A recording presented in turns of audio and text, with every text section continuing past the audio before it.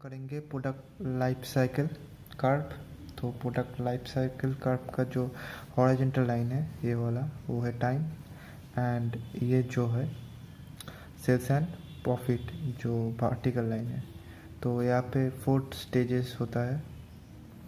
पहला वाला स्टेज है इंट्रोडक्शन स्टेज, दूसरा वाला है ग्रोथ स्टेज, एंड तीसरा वाला है मैच्योरिटी स्टेज, एंड जो फोर्थ वाला है वो है डिक्लाइन स्टेज।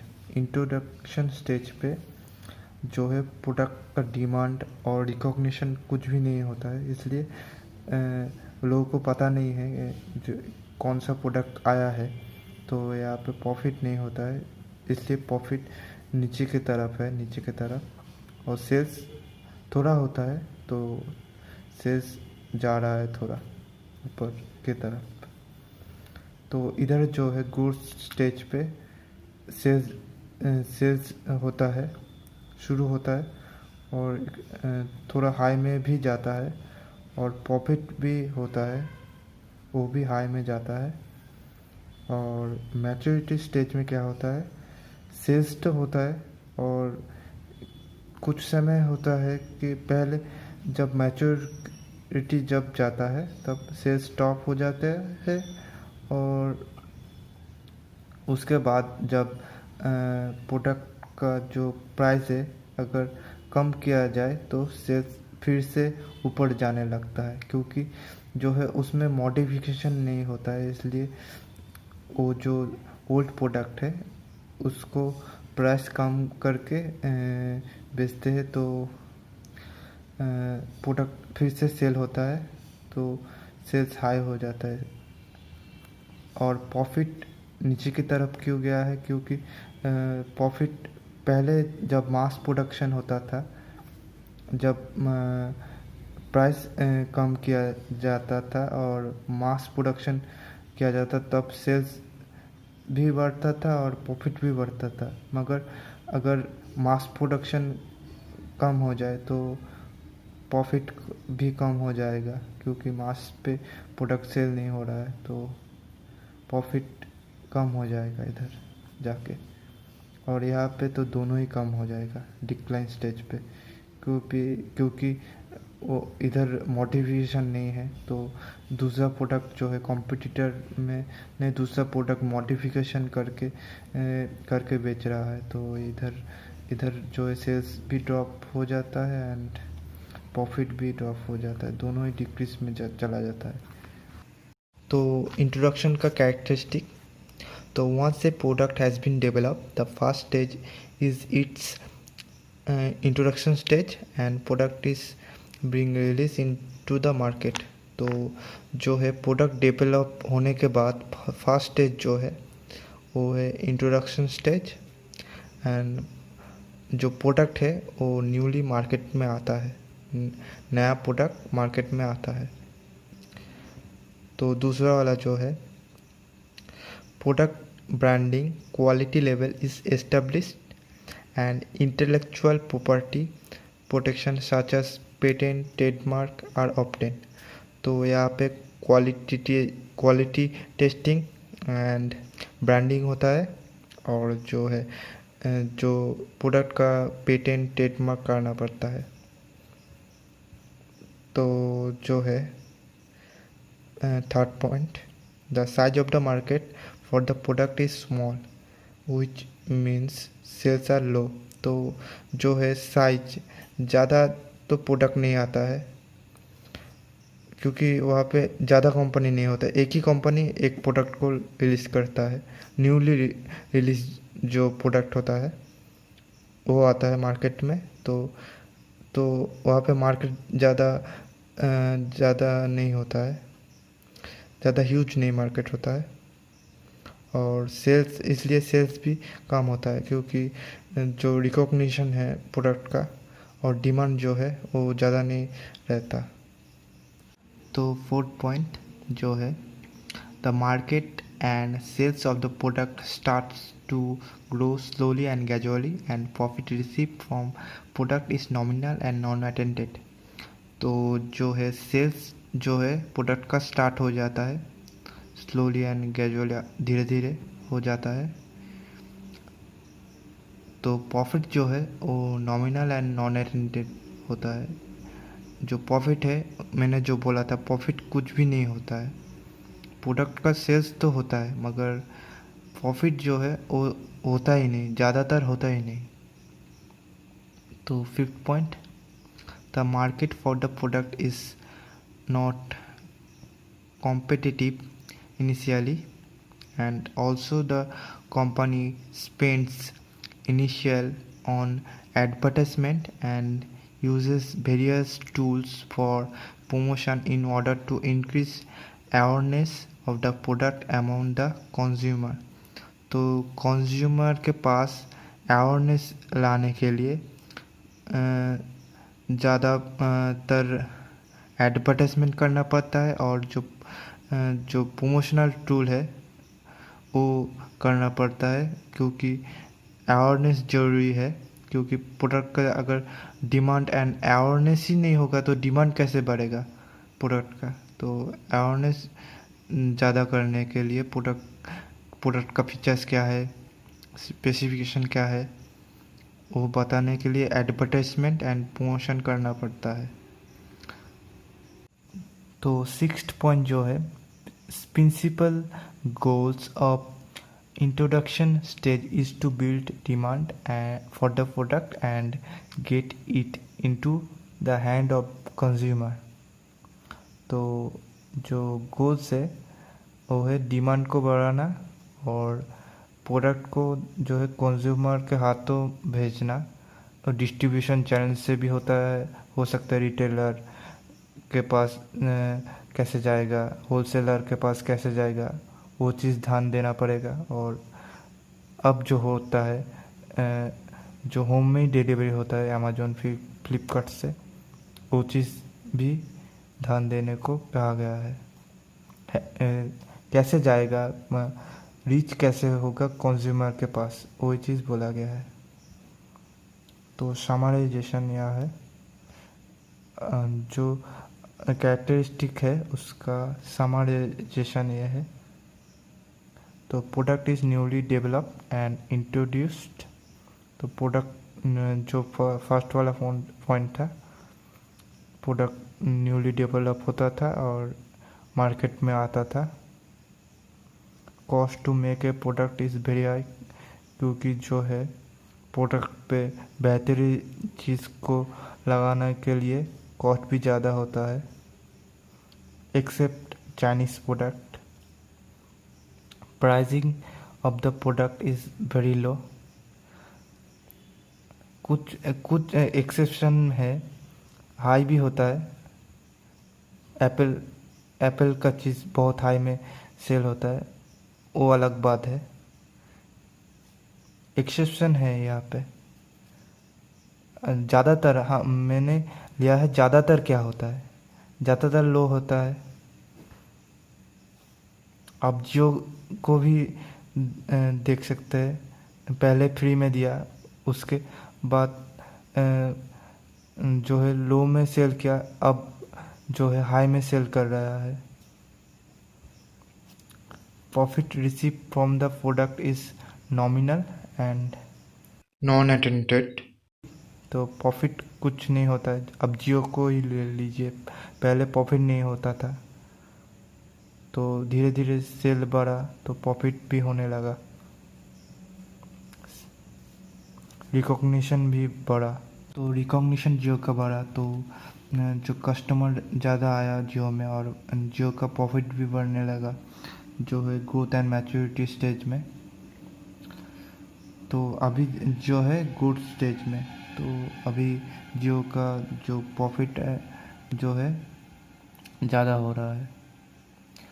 तो जो फिफ्थ पॉइंट है, यहाँ पे आप ऐड कर सकते हैं द प्रिंसिपल ऑब्जेक्टिव और गोल, ऐसा लिख के उसके बाद ये लिखिएगा, to build demand among the consumer. तो कंज्यूमर के पास डिमांड ज़्यादा करना यहाँ पे प्रिंसिपल ऑब्जेक्टिव है। तो सिक्स्थ वाला पॉइंट जो है, स्लो सेल्स वॉल्यूम स्टार्ट्स, तो थोड़ा थोड़ा सेल्स जो है वॉल्यूम होने लगता है यहाँ पे। तो कंपनी इटसेल्फ जो 7 पॉइंट है, company itself spends money for promotional activities. तो जो है कंपनी खुद के पैसे से ही प्रमोशनल करने लगता है प्रोडक्ट का, क्योंकि जो है प्रॉफिट नहीं आता है तो खुद के पैसे से ही प्रमोशनल करना पड़ता है। तो जो है 8 पॉइंट जो है अट्रैक्टिव डिस्काउंट टू डील्स।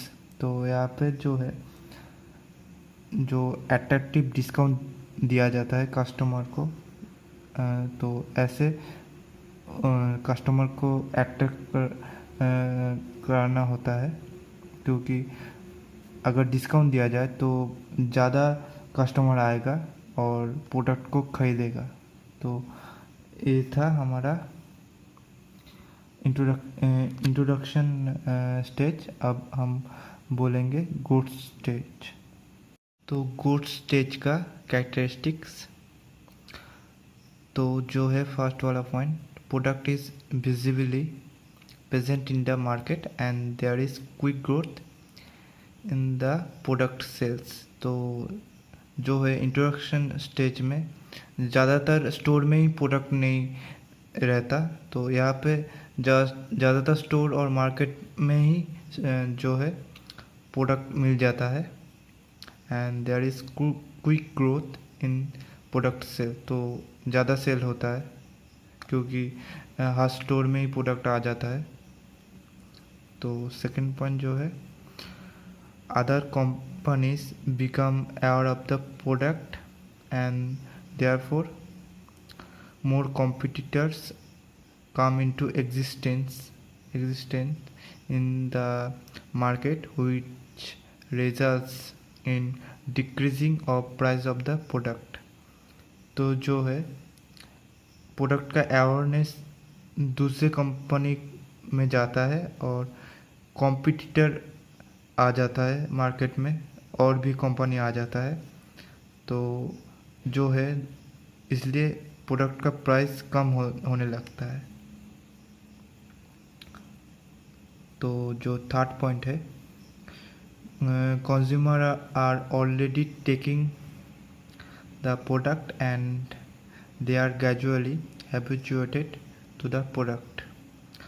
तो ज़्यादातर कंज्यूमर के पास प्रोडक्ट होता है एंड वो लोग जो है प्रोडक्ट के बिना नहीं रह सकता है, ऐसा हो जाता है, हैबिचुएटेड हो जाता है, ये प्रोडक्ट मुझे लगेगा, तो हैबिचुएटेड हो जाता है। क्योंकि कॉम्पिटिटर तो है मगर ज़्यादा कॉम्पिटिटर यहाँ पे नहीं होता है, कॉम्पिटिटर आने लगता है, तो जो है वो चीज़ तो और प्रोडक्ट नहीं होता है ज़्यादा, तो वही प्रोडक्ट से जो है डिमांड जो है कंज्यूमर का डिमांड को सेटिस्फाई करना पड़ता है, तो ज़्यादा हैबिचुएटेड हो जाता है उस प्रोडक्ट से। तो फोर्थ पॉइंट जो है product trial procurement has use. तो जो है प्रोडक्ट जो है ट्रायल प्रोक्योरमेंट में दिया जाता है, कुछ पैसा लिया जाता है उस समय, तो बोला जाता है कि आप कुछ देर इस प्रोडक्ट को यूज़ करिए, अगर आपको अच्छा लगे तो सही, नहीं तो आप रिटर्न भी कर सकते हैं, आपको रिफ़ंड मिल जाएगा जो पैसा आपने दिया है। ऐसा करके प्रोडक्ट सेल करता है कुछ कंपनी। तो फिफ्थ पॉइंट जो है the customer are becoming satisfied with the product and are buying it again and again। तो कस्टमर जो है प्रोडक्ट से सेटिस्फाई हो जाता है धीरे धीरे, एंड जो प्रोडक्ट है वो ज़्यादा प्रोडक्ट खरीदता है, अगेन एंड अगेन जो है खरीदता है, कॉन्टीन्यूसली खरीदता है जो प्रोडक्ट है। तो सिक्स्थ पॉइंट जो है प्रोडक्ट क्वालिटी इज़ मेंटेन्ड। तो प्रोडक्ट का क्वालिटी जो है वो मेंटेन किया जाता है and additional features and support service में बी एडेड। तो जो है फ़ोन कॉल, जो है फ़ोन कॉल करके आप आपका जो हेल्प जो मांगते हैं वो सर्विस, वारंटी गारंटी का सर्विस, तो एडिशनल जो भी सर्विस है, तो आफ्टर सेल सर्विस जो है वो चीज़ यहाँ पे ऐड किया जाता है। तो distribution channel added as demand increases.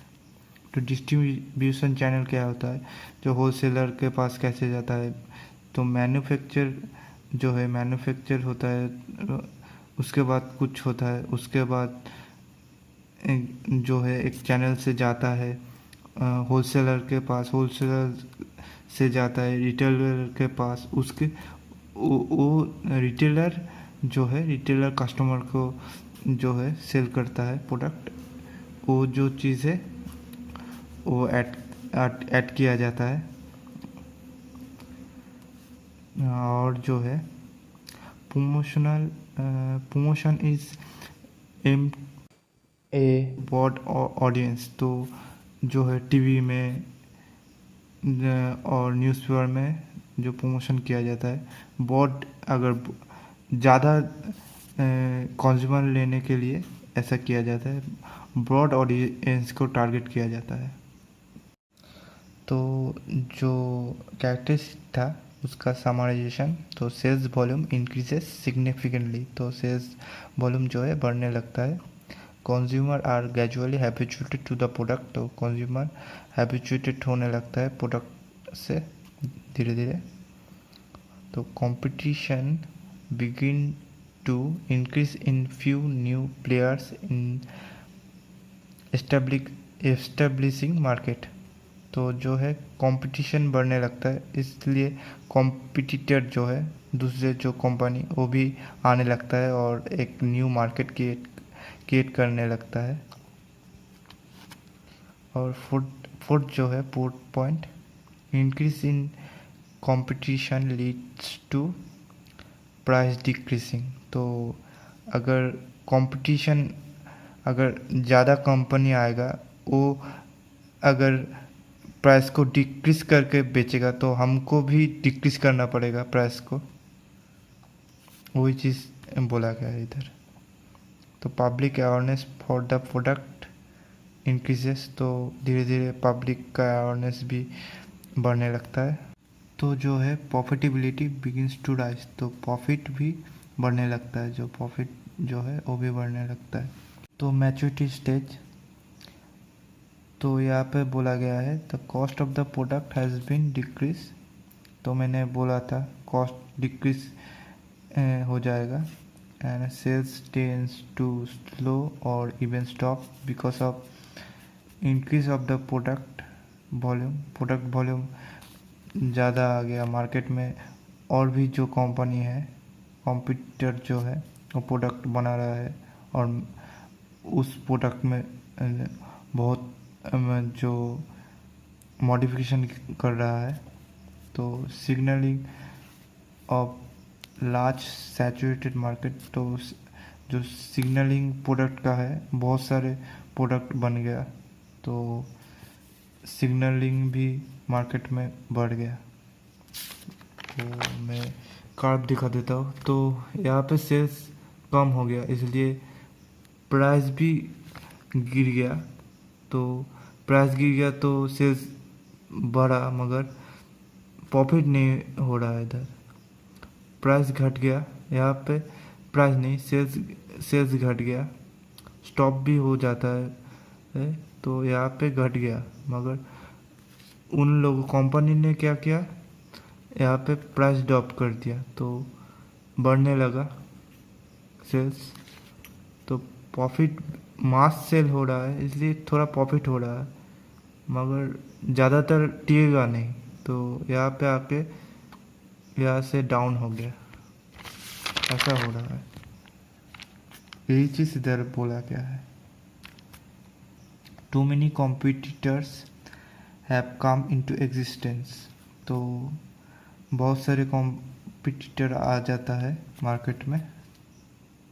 तो थर्ड पॉइंट जो है प्राइसिंग में be lower because of that new competitors and competition in market. तो जो कंपटीशन जो है और कॉम्पिटिटर्स जो है वो लोग क्या करते हैं, प्रोडक्ट का बेहतरीन प्रोडक्ट कम दाम में बेचते हैं। तो जो है बेहतरीन प्रोडक्ट जो नहीं है वो प्रोडक्ट भी तो कम में बेचेगा, वो कंपनी भी जिसका मोटिवेशन उतना अच्छा नहीं है, मगर जो है कॉस्ट ज़्यादा लगा, मगर वो लोग भी जो है प्रोडक्ट कम दाम में ही बेचेगा, क्योंकि जो है बेहतरीन प्रोडक्ट ऑलरेडी बेच रहा है कम दाम में, इसलिए। The companies often begin innovation to maintain and developing their product to meet new demographic and developing technologies। तो इनोवेशन लगाता है कंपनी प्रोडक्ट को डेवलपिंग करने के लिए। इनोवेशन क्या है, पहले था लैंडलाइन फ़ोन, उसके बाद आया फीचर्स फ़ोन, अब आया स्मार्टफोन। तो इनोवेशन करके ही तो आया। पहले लैंडलाइन फ़ोन था, उसके बाद कंपनी ने सोचा, जो इनोवेटर जो है उसने सोचा कि कैसे जो वायर के बिना कैसे फ़ोन को यूज़ किया जाए, ऐसे आया। उसके बाद कैसे टाइप बटन के बिना फ़ोन यूज़ किया जाए, ऐसे आया स्क्रीन टच फ़ोन।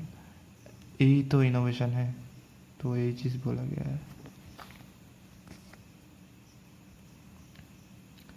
तो इधर बोला गया है 5th पॉइंट पे, distribution become more intensive and incentives may be offered to encourage preference over competing product। तो यहाँ पे जो है डिस्ट्रीब्यूशन को ज़्यादा ध्यान में देना पड़ता है, प्रोडक्ट का कंपटीशन बढ़ाने के लिए डिस्ट्रीब्यूशन चैनल को ज़्यादा फास्ट होना पड़ेगा, क्योंकि अगर मैन्युफैक्चरिंग होगा प्रोडक्ट का और कस्टमर के पास ज़्यादा देरी से जाएगा, क्योंकि मैन्युफैक्चर जहाँ से होता है वहाँ से एक चैनल होके डिस्ट्रीब्यूशन होता है, पहले होलसेलर उसके बाद रिटेलर के पास। ये अगर ठीक से नहीं हो तो प्रोडक्ट जो कंपटीशन है वो कम हो जाएगा और प्रोडक्ट नहीं सेल होगा। क्योंकि अगर एक जो आदमी है स्टोर में जाए और बोले कि स्टोर वाला बोले कि प्रोडक्ट ही नहीं है, तो कैसे होगा, वही चीज़ बोला गया है इधर। तो इधर बोला गया है 6th पॉइंट पे, प्रोडक्ट फीचर्स में B enhanced to differentiate the product from that competitor। तो जो कॉम्पिटिटर का प्रोडक्ट है उससे बेहतरीन होना चाहिए हमारा प्रोडक्ट, और हमारी कंपनी का प्रोडक्ट जो है वो बेहतरीन होना चाहिए। Promotion emphasises product differentiation. तो प्रमोशन में बोला दिया जाएगा स्पेसिफिकेशन का जो पार्ट है वहाँ पे जो डिफरेंशिएशन क्या है, जो डिफरेंट क्या है वहाँ पे वो हमें बोल दिया जाएगा। तो समराइजेशन जो कैरेक्टरिस्टिक था उसका समराइजेशन। तो पहला वाला जो है, cost of the product is decreased as a result sale volume is increasing with a low profit margin पर प्रोडक्ट। तो जो कॉस्ट है प्रोडक्ट का वो डिक्रीज किया जा रहा है। यहाँ पे कॉस्ट मतलब एमआरपी जो है वो डिक्रीज किया जा रहा है।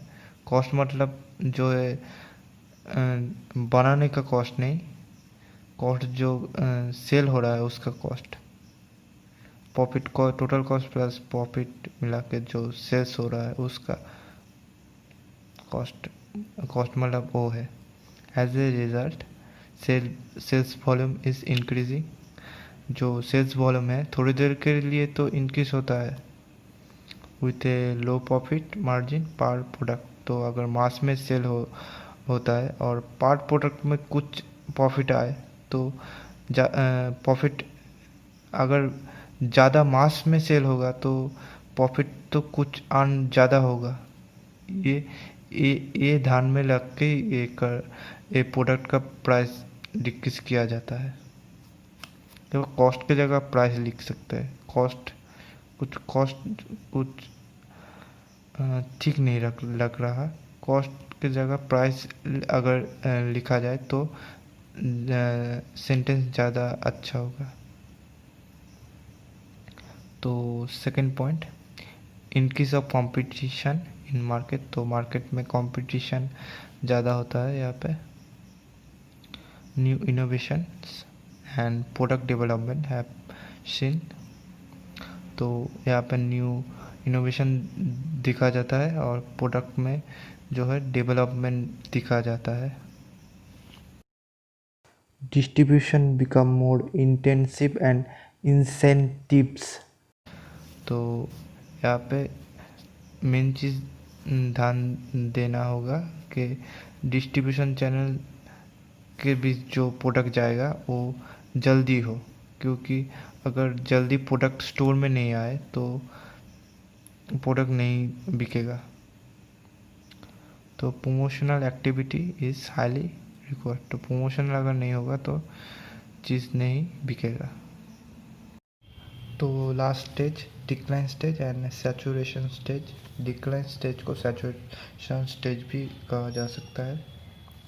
तो इस चीज़ का कैरेक्टरिस्टिक्स, तो फर्स्ट वाला जो है, company will generally attempt to keep the product alive in maturity stage. तो मैच्योरिटी स्टेज में क्या होता है, प्रोडक्ट को जितनी तक देर हो सकता है यूज़ और सेल किया जाए। और जो है डिक्लाइन, हर चीज़ का ही डिक्लाइन होता है, यही बोला गया है। Decline for every product is inevitable, तो ये बोला गया है। और सेकंड पॉइंट जो है, the product sales and profit drop significantly. तो दोनों चीज़ ही ड्रॉप हो जाता है, sales and profit. And the consumer behaviour changes. Consumer behaviour जो है वो चेंज होता है as there is less demand. Demand अगर कम हो जाए तो कंज्यूमर नहीं लेगा।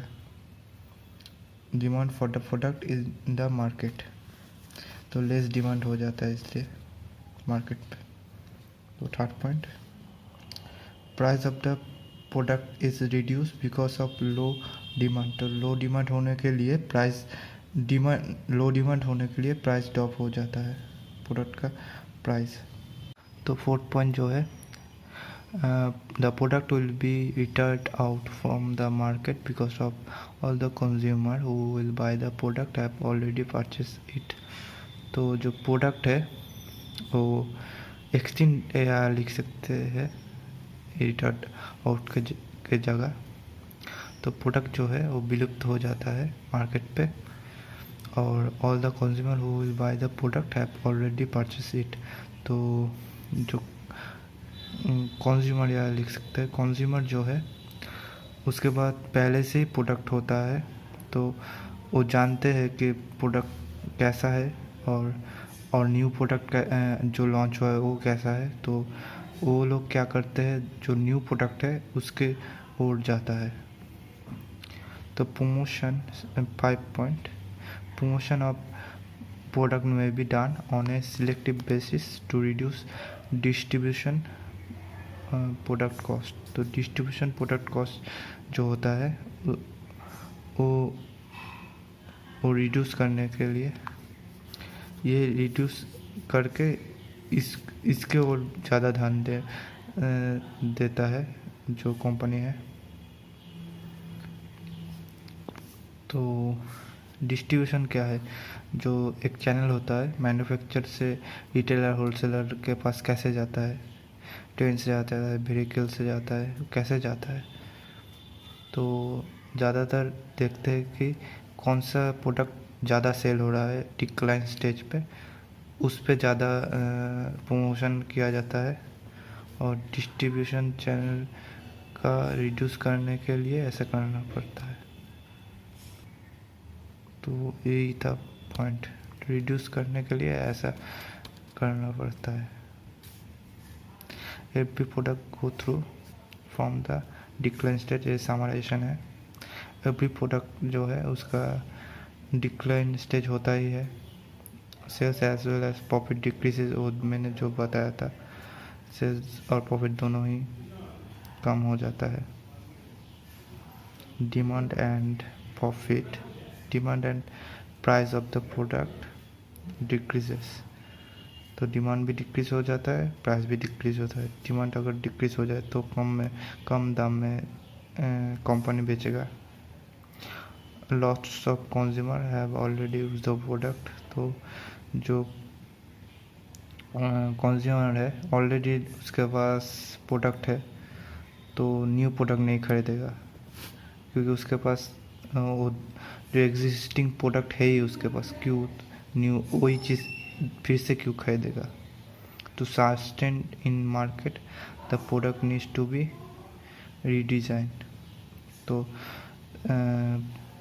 मार्केट में सस्टेन होने के लिए प्रोडक्ट में मॉडिफिकेशन होना ज़रूरी है, रीडिज़ाइन होना ज़रूरी है।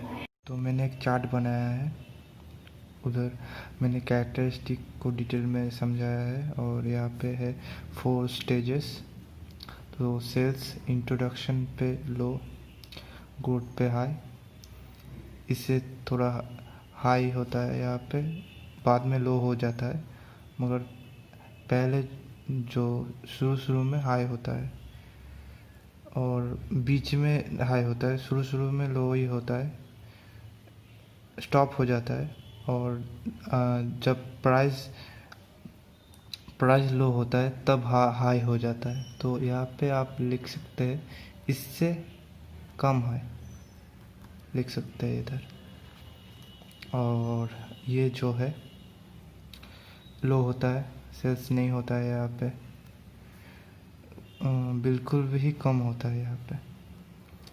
तो प्रमोशन यहाँ पे हाई होता है, क्योंकि कोई नहीं जानता है क्या है प्रोडक्ट, तो हाई होता है।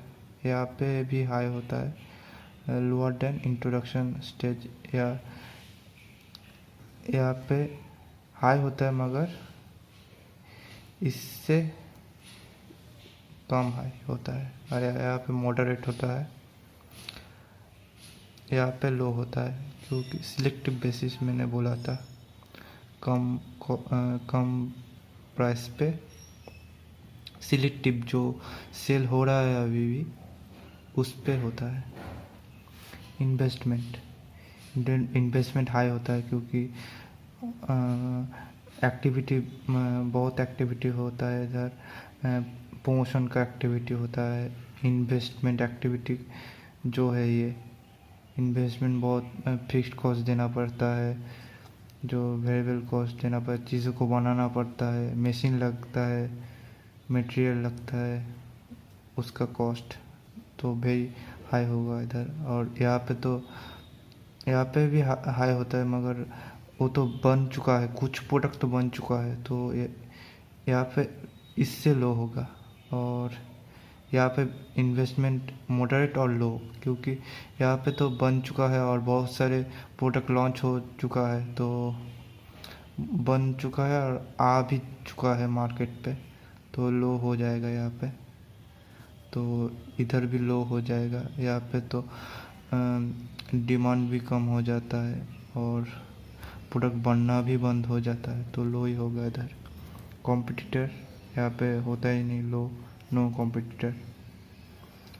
और यहाँ पे हाई होता है कॉम्पिटिटर, यहाँ पे भी वेरी हाई होता है, यहाँ पे कम हाई होता है, यहाँ पे वेरी हाई होता है।